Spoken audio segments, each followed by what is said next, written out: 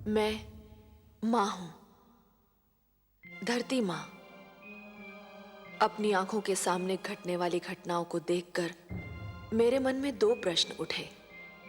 पहला ये कि राजा का परिवार क्या होता है और उससे राजा का संबंध कैसा होना चाहिए, और दूसरा ये कि पुत्र ध्रुव की मनोकामना कब और कैसे पूरी होगी। पहले प्रश्न का बहुत संतोषजनक उत्तर मुझे उस समय मिला जब देवर्षि नारद ने महाराज उत्तानपाद को बताया कि राजा का परिवार केवल उसके घर की चार दीवारी तक सीमित नहीं, उसका परिवार उसके समस्त राज्य में फैला होता है और प्रजा ही उसका वास्तविक परिवार है। ये उत्तर सुनकर मैं ये सोचने पर विवश हो गई कि देवर्षि नारद की इस वाणी को आज भुला क्यों दिया गया है और लोग इतने स्वार्थी क्यों हो गए हैं।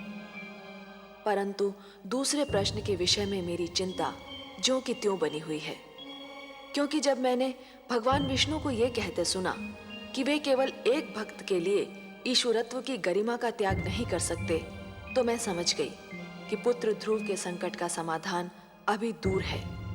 संभवतः उसे और दुख झेलना है और परीक्षा देनी है, और ये सोचकर मैं और माता लक्ष्मी दोनों दुखी हैं।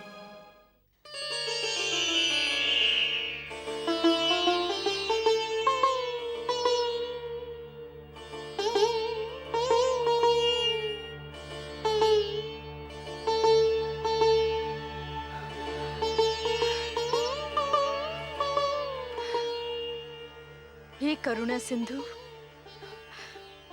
हे प्रभु, न जाने क्यों मेरा मन कांप रहा है। कोई डरावना भय मेरे मन को व्याकुल कर रहा है। कहीं मेरे पुत्र के प्राण संकट में तो नहीं। हे दया सागर, इस दुखियारी माता पर दया करो। मेरे पुत्र की रक्षा करो प्रभु, मेरे पुत्र की रक्षा करो प्रभु, मेरे पुत्र की रक्षा करो।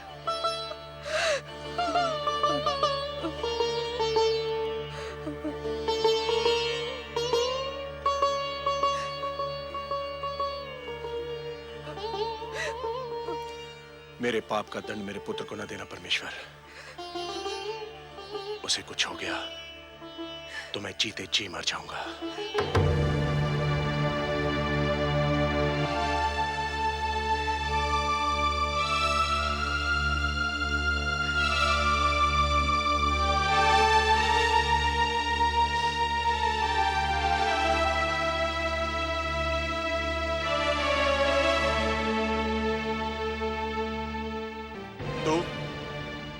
तू क्या करने आई है यहां? इसकी ममता के संसार में आग लगाकर उसके जलने का दृश्य देखने आई है? नहीं महाराज। क्या मिला तुझे हमारा सुख चैन छीनकर? धिक्कार है तुझे। चली जा, चली जा, नहीं तो मैं अपने क्रोध पर नियंत्रण नहीं रख पाऊंगा। जाने दीजिए स्वामी, जाने दीजिए। आप नहीं जानती महारानी सुनीति, यह सब इसी दुष्नारी का किया धरा है। ना ये ध्रुव को हमारी गोद से उतारती और ना हमें ये दुख भरे दिन देखने पड़ते। मैं कहता हूं चली जा, चली जा यहां से, कहीं मेरे हाथों से तेरी हत्या ना हो जाए। ऐसा मत कहिए स्वामी। सुरुचि को दोष देकर हम केवल अपने मन को बहला सकते हैं। ये तो नियति का खेल है। भाग्य में पुत्र वियोग लिखा था, सो मिलकर रहा। इसमें सुरुचि क्या करती? मैं नहीं मानता। भूल हम करते हैं और दोष हम भाग्य को देते हैं। ध्रुव सदैव इसकी आंखों में कांटे की तरह खड़कता रहा। इसी के कारण हमारा पुत्र राजमहल छोड़कर चला गया। मैं जानता हूं इसे। ये बड़ी अभिमानी है, बड़ी निर्दयी है ये। इसकी महत्वाकांक्षाओं का भी कोई अंत नहीं और इसे किसी के दुख का भी कोई ध्यान नहीं। मैं तो कहता हूं कि यदि इसका उत्तम कहीं चला जाता तो इसे पता चलता कि पुत्र वियोग क्या होता है। ये आप क्या कह रहे हैं स्वामी? दुखी होने का अर्थ ये नहीं कि कोई अपना विवेक ही खो दे। भगवान ना करे हमारा उत्तम कहीं चला जाए। वही तो इस राजभवन का कुलदीपक है। हमारा एक पुत्र तो न जाने कहां भटक रहा है। आप चाहते हैं कि हमारा दूसरा पुत्र भी हमसे दूर हो जाए? उत्तम केवल सुरुचि का ही पुत्र तो नहीं, वो मुझे भी माता कहकर पुकारता है। आप नहीं जानते, जब मुझे माता कहकर पुकारता है ना, तो घड़ी भर को मैं ये भी भूल जाती हूँ कि मेरा ध्रुव मेरे पास नहीं है।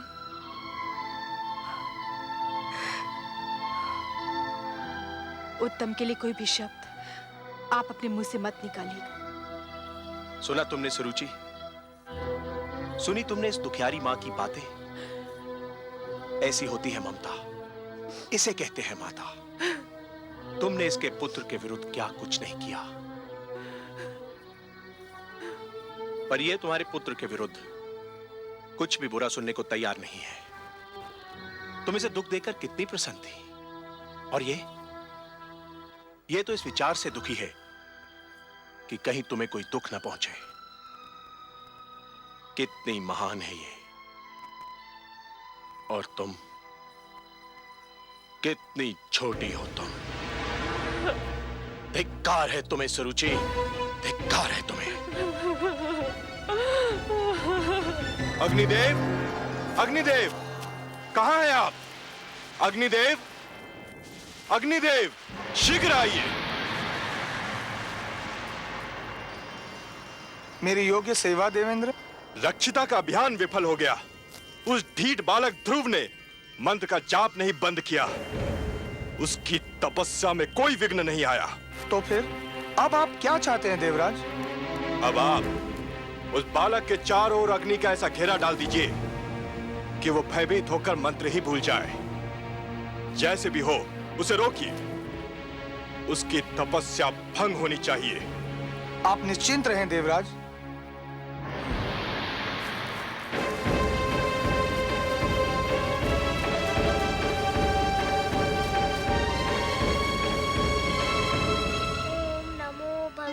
वासुदेवाय। ओम नमो भगवते वासुदेवाय। ओम नमो भगवते वासुदेवाय। ओम नमो भगवते वासुदेवाय। ओम नमो भगवते वासुदेवाय। ओम नमो भगवते वासुदेवाय। ओम नमो भगवते वासुदेवाय।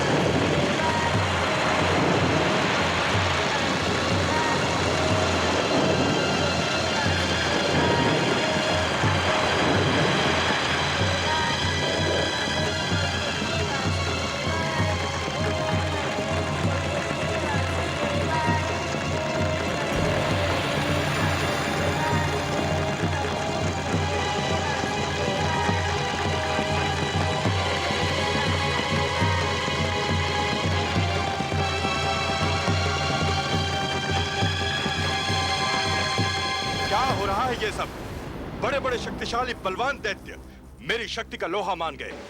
बड़े बड़े दानव मुझसे टकराकर चूर चूर हो गए, पर ये छोटा सा बालक किसी के वश में नहीं आ रहा। आप तो बड़े प्रतापी हैं अग्निदेव, आप भी उस नन्हे बालक से हार कर चले आए। क्षमा करे देवराज, परंतु वह नन्हा सा बालक भगवान विष्णु के द्वादशाक्षर मंत्र का जाप कर रहा है। जाप कर रहा है तो क्या? आप तो जानते हैं देवराज, जो भी मन से भगवान विष्णु के द्वादशाक्षर मंत्र का जाप करे उसके शरीर में दैवी शक्ति उत्पन्न हो जाती है। और इस समय ध्रुव के शरीर में मुझसे भी अधिक ताप है। मेरी लपटें उसका कुछ नहीं बिगाड़ सकती। तो उसके और निकट क्यों नहीं गए? उसके सर्वथा निकट जाकर उसे भयभीत करना चाहिए था। असंभव था देवराज। यदि मैं उसके निकट जाता तो स्वयं भस्म हो जाता। और इस समय उसमें जो शक्ति है उसे कोई भी पराजित नहीं कर सकता। नारायण नारायण। आपने सत्य कहा अग्निदेव। ध्रुव के शरीर में जो शक्ति आ गई है उसे कोई भी पराजित नहीं कर सकता, क्योंकि उस शक्ति का नाम भक्ति है। अग्नि, जल, आंधी, झंझा, बाढ़, ऐसी कोई भी विपदा ध्रुव को डिगा नहीं सकती। एक बात कहूं देवराज? कहिए देवर्षि। बात क्या, एक छोटा सा परामर्श है आपके लिए। तो प्रदान कीजिए। अग्निदेव, ध्रुव के पास जो ज्वाला चक्र छोड़ आए हैं वह ध्रुव का तो कुछ नहीं बिगाड़ सकता। हां, वन के निर्दोष पशुओं को अवश्य क्षति पहुंचा सकता है। इसलिए यदि आप उचित समझें तो अपने इस क्रोध की अग्नि को शांत कर लें। आप ठीक कह रहे हैं देवर्षि। अग्निदेव, हमारी चिंता का विषय तो वह बालक ध्रुव है, जंगल के वे निर्दोष प्राणी नहीं। कृपया आप शीघ्र जाइए और जंगल में लगी ज्वाला को शांत कर दीजिए। जो आज्ञा देवराज।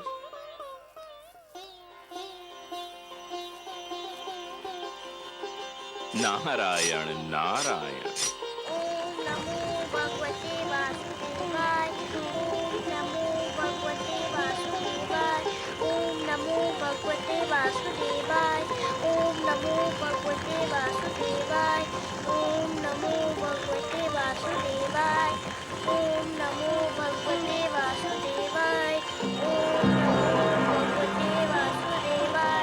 ओम नमो भगवते वासुदेवाय। ओम नमो भगवते वासुदेवाय। ओम नमो भगवते वासुदेवाय। ओम नमो भगवते वासुदेवाय। ओम नमो भगवते वासुदेवाय।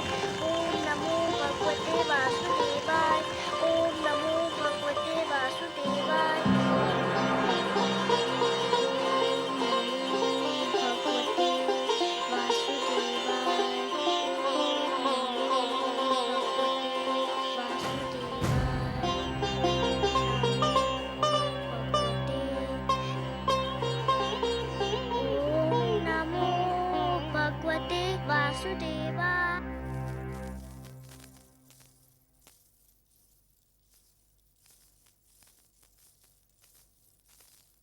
प्रणाम राजगुरु।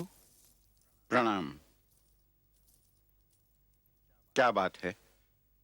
आप लोगों के मुख देखकर तो ये लग रहा है कि अवश्य कोई अशुभ समाचार है। हाँ राजगुरु, ऐसा लगता है कि स्थिति नियंत्रण के बाहर हुई जा रही है। क्यों? समस्त राज्य में असंतोष फैला हुआ है।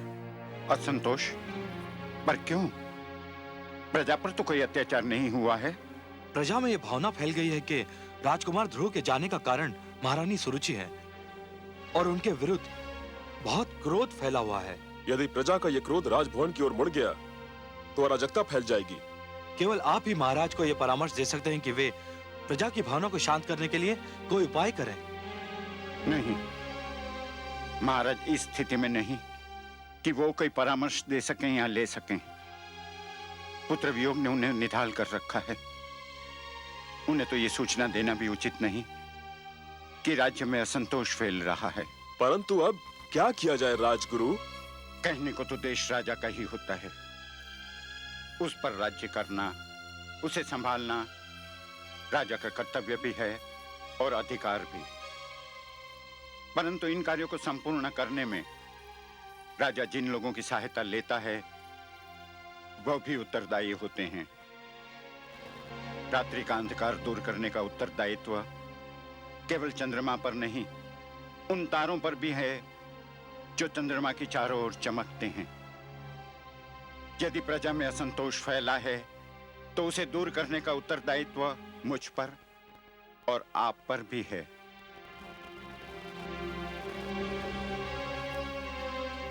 अब प्रजा को समझाइए कि राजकुमार ध्रुव जिस अभियान पर निकले हैं, भगवान से विनती करें कि वो अभियान पूरा हो। ध्रुव का अभियान पूरा हो गया तो सब कुछ अपने आप ठीक हो जाएगा। जाइए और प्रजा को समझाइए कि राजभवन में बिखरे दुख को अपनी भावनाओं से और बढ़ावा न दे और ध्रुव की रक्षा और इच्छा पूर्ति की प्रार्थना करे। जो आज्ञा राजगुरु।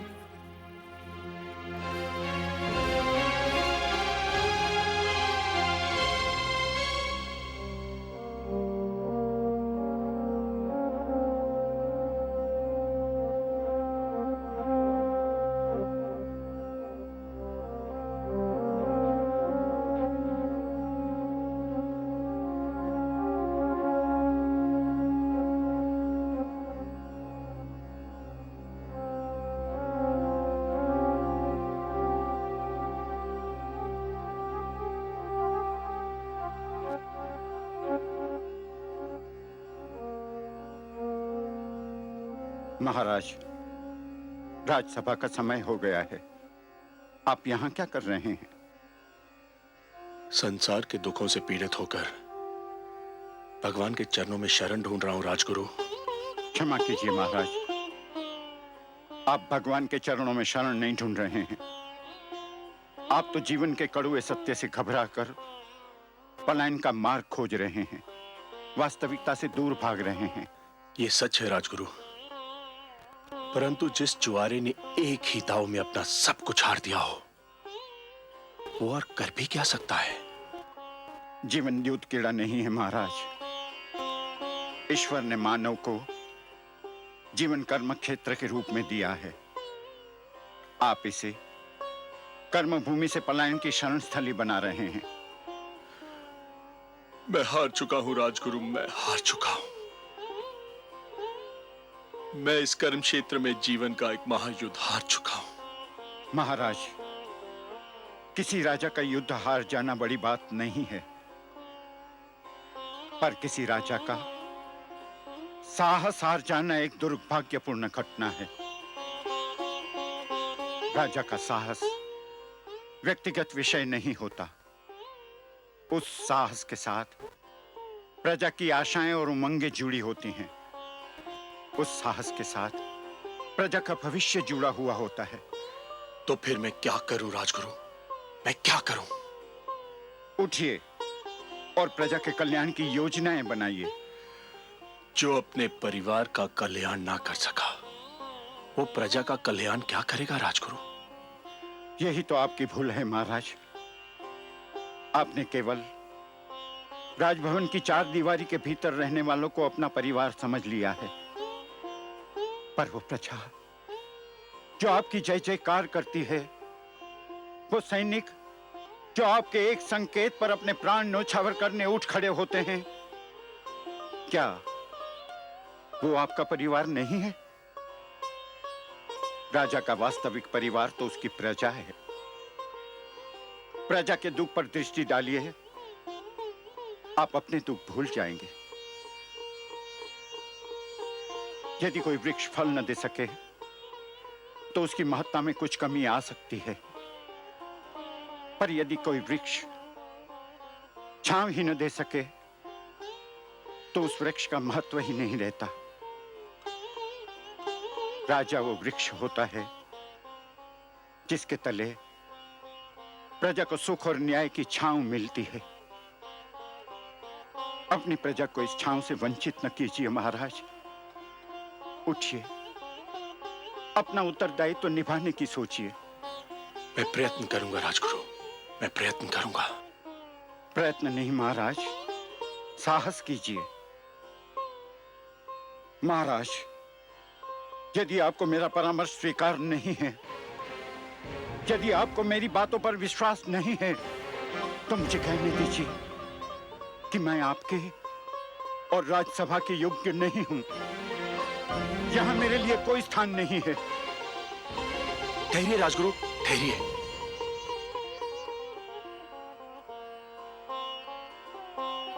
राजगुरु, मैं जीवन में बहुत कुछ खो चुका हूं। यदि आप जैसा महापुरुष और मार्गदर्शक भी मैंने खो दिया तो मैं बिल्कुल कंगाल हो जाऊंगा। आपने मुझे सत्य का मार्ग दिखा दिया है। मैं आपका आभारी हूं।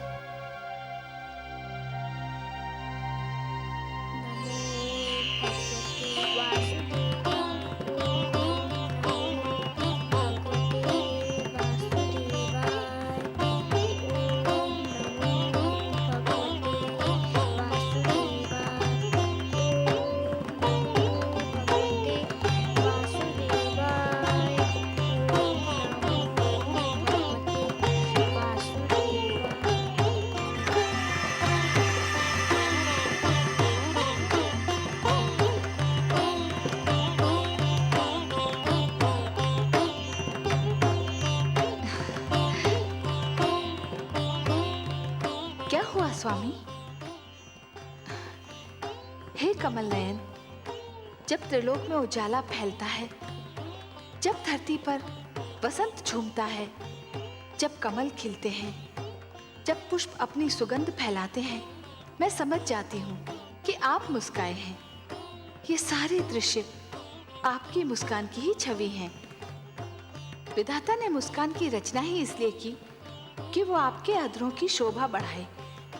पर अभी अभी मैंने आपके अधरों पर जो मुस्कान देखी, उसमें एक विचित्र ज्योति, एक अद्भुत प्रकाश दिखाई दिया मुझे। जैसे आपके अधरों से मुस्कान नहीं, किरण फूट रही हो। कोई मुझे आनंद विभोर कर रहा है देवी। अवश्य ही सृष्टि के किसी भाग में भक्ति के प्रकाश का उदय हो रहा है। मुझे एक विचित्र आनंद का अनुभव हो रहा है। हो न हो, ये मेरे ध्रुव की भक्ति का ही चमत्कार है। उसके रोम रोम में केवल आप ही बसे हैं सर्वेश्वर। उसके हृदय में झांक कर देखे तो केवल आपकी छवि ही दिखाई पड़ेगी।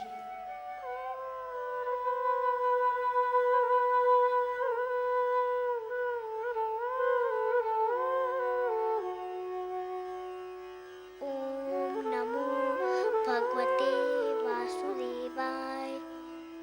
ओम नमो भगवते वासुदेवाय। ओम नमो भगवते वासुदेवाय। ओम नमो भगवते वासुदेवाय। ओम नमो भगवते वासुदेवाय। ओम नमो भगवते वासुदेवाय। ओम नमो भगवते वासुदेवाय। ओम नमो भगवते वासुदेवाय। ओम नमो भगवते वासुदेवाय। गुरुदेव, गुरुदेव, आप कहाँ हैं? नारायण नारायण। क्या है वत्स? मैं यही हूँ तुम्हारे निकट। क्या बात है? मुझे अभी अभी लगा जैसे भगवान विष्णु मेरे मन में आ गए हैं। मुझे लग रहा है जैसे भगवान विष्णु मेरे अंदर विराजमान है। अहो भाग्य, तब तो चमत्कार हो गया पुत्र। तुम्हारी तपस्या ने भगवान विष्णु का मन जीत लिया।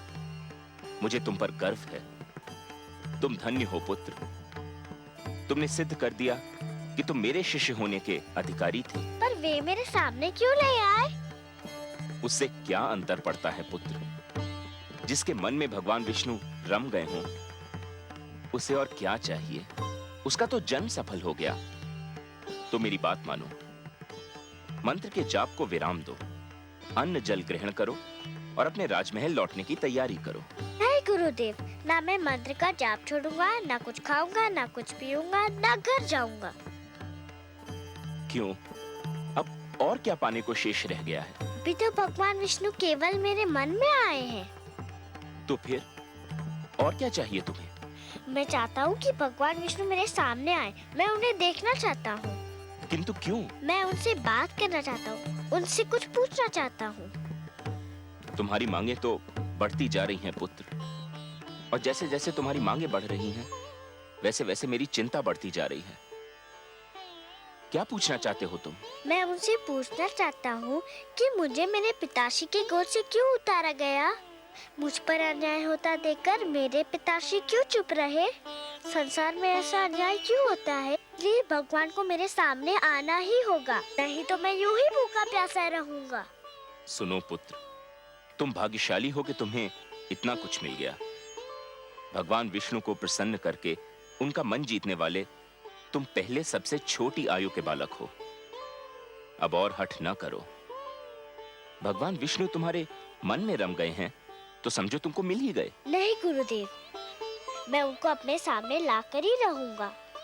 उसके लिए जो करना पड़ेगा पुत्र, वो तुमसे नहीं होगा। आप बताइए तो सही, मैं अपने भगवान को देखने के लिए कुछ भी कर सकता हूँ।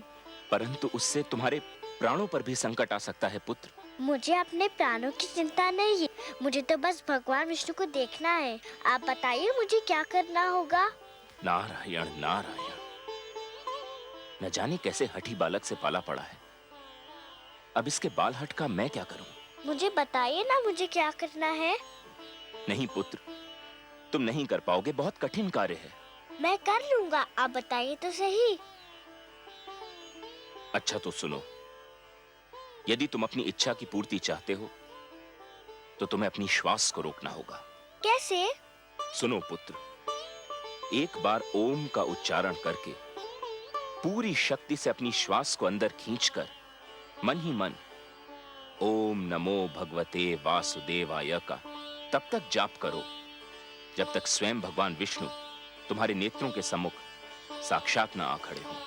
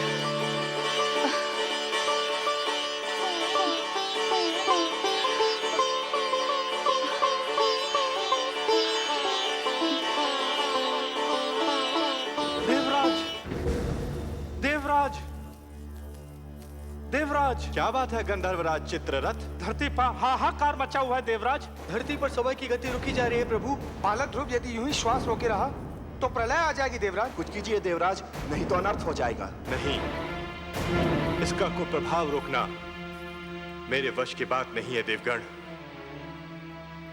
हमें ब्रह्मा जी के पास चलना चाहिए, अब वही इसका कोई उपाय बता सकते हैं।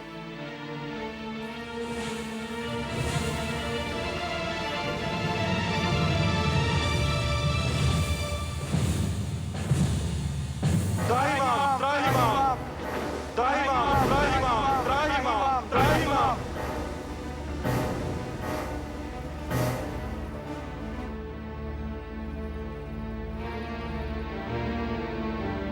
हे ब्रह्मदेव, कोई उपाय कीजिए, नहीं तो बालक ध्रुव के कारण अनर्थ हो जाएगा। उसने श्वास रोककर संसार की सारी गतिविधि ही रोक दी। यह स्थिति थोड़ी देर और रही तो संपूर्ण जगत का सर्वनाश हो जाएगा। जगत की रक्षा कीजिए भाग्य विधाता। मैं क्या कर सकता हूं देवराज? मैं अपनी सीमा लांघकर तो नहीं जा सकता। मैंने जगत की रचना कर दी, यही मेरी सीमा थी। जगत की रक्षा तो केवल वही विश्वाधार, पद्मनाभ, लक्ष्मीपति, करुणा सागर भगवान विष्णु ही कर सकते हैं। और फिर ध्रुव, मेरा नाम तो नहीं जप रहा है कि मैं उसे शांत कर दूं। वो तो भगवान विष्णु के मंत्र का जाप कर रहा है। इस समस्या का संबंध उन्हीं से है और समाधान भी केवल वही कर सकते हैं। हमें मिलकर उनकी सेवा में चलना होगा।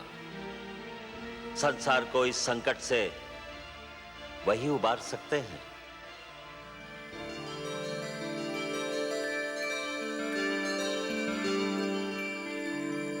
त्राहिमाम त्राहिमाम त्राहिमाम त्राहिमाम। प्रणाम हे नारायण। हे लक्ष्मीपति, हे गोविंद, हे सर्वेश्वर, आपको कोटि कोटि प्रणाम। प्रणाम।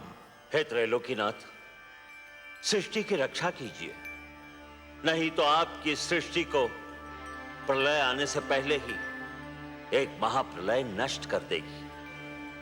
ध्रुव ने जब से श्वास रोककर द्वादशाक्षर मंत्र का जाप आरंभ किया है, सारे संसार में वायु की गति रुक गई है। प्राणियों के दम घुट रहे हैं प्रभु। ध्रुव को रोकना मेरे वश में नहीं है भगवान। यह कार्य केवल आप ही कर सकते हैं। आप सृष्टि के रक्षक हैं, उसके पालनहार हैं। हम सब विनती करते हैं, आप ही ध्रुव की समस्या का कोई उपाय कीजिए प्रभु। समस्या बहुत गंभीर हो गई है। अब बात केवल एक बालक तक सीमित नहीं रही ब्रह्मा जी। सारी सृष्टि के समक्ष एक संकट खड़ा हो गया है। अब तो हमें जाना ही होगा अपनी सृष्टि की रक्षा के लिए, और फिर किसी और की भांति हमें भी तो ध्रुव के प्राणों की चिंता है।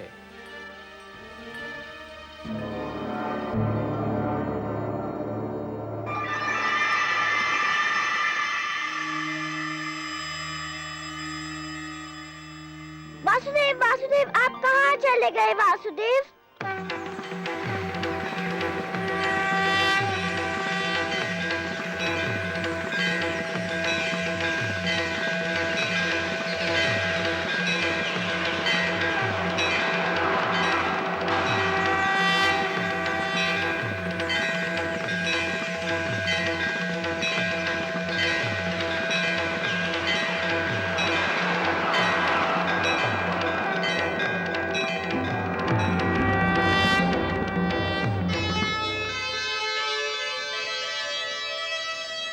नन्हा सा ध्रुव हो गया,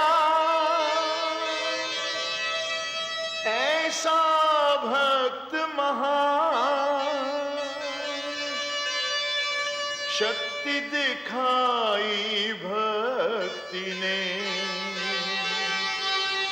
प्रकट हुए भगवान।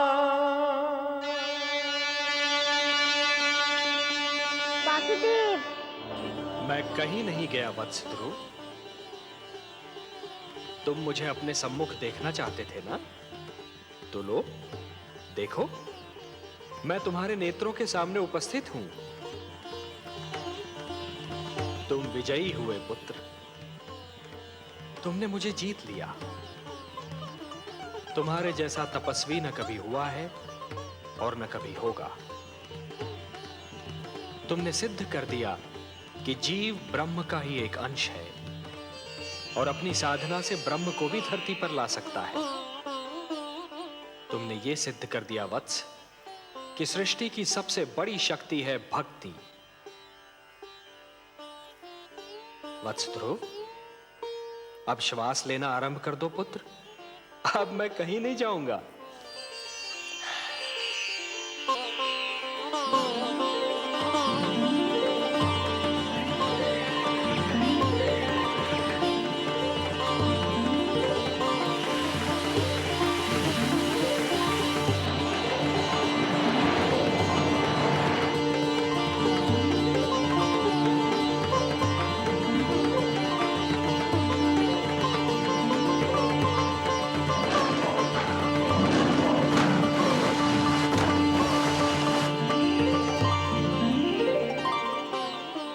तुम मुझसे मिलना चाहते थे, मैंने तुम्हारी इच्छा पूर्ण कर दी।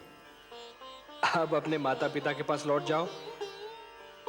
नहीं भगवान नहीं, अभी मैं नहीं जाऊंगा। क्यों वत्स? भी तो मुझे आपसे बहुत सी बातें करनी है, बहुत से प्रश्न पूछने हैं। प्रश्न? मुझसे? भला ऐसे कौन से प्रश्न हैं तुम्हारे मन में?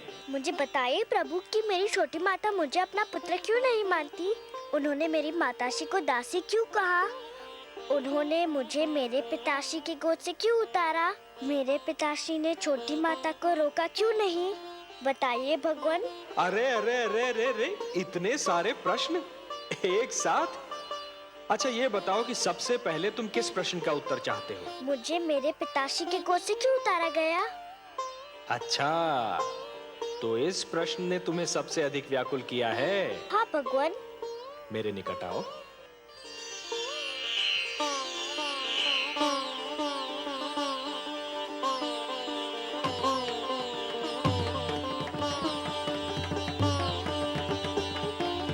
और निकट आओ वत्स।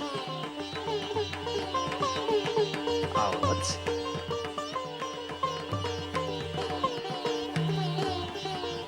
मेरी गोद में बैठ जाओ।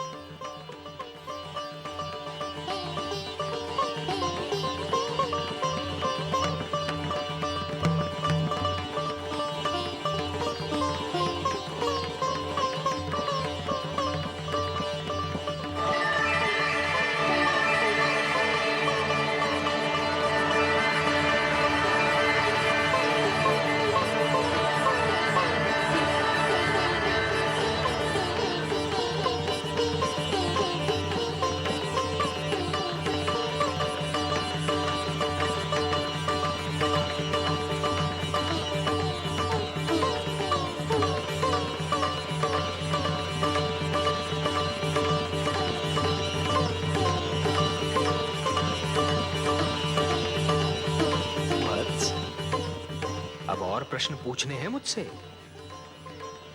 कुछ नहीं पूछना प्रभु, अब कुछ नहीं पूछना। अब तो मुझे हर प्रश्न का उत्तर मिल गया है। मेरे चारों ओर ज्ञान का प्रकाश फैला हुआ है। मैं वहाँ हूँ जहाँ केवल मैं हूँ और आप है। अच्छा, वासुदेव। ओम पूर्णमदः पूर्णमिदं पूर्णमुदच्यते पूर्णस्य पूर्णमादाय पूर्णमेवावशिष्यते। अब न कोई कामना है न कोई इच्छा। आपकी गोद में आकर लगता है इसके सिवा हर वस्तु तुच्छ है। अब मुझे कुछ भी नहीं चाहिए। मुझे मेरा ठिकाना मिल गया, मेरा घर मिल गया।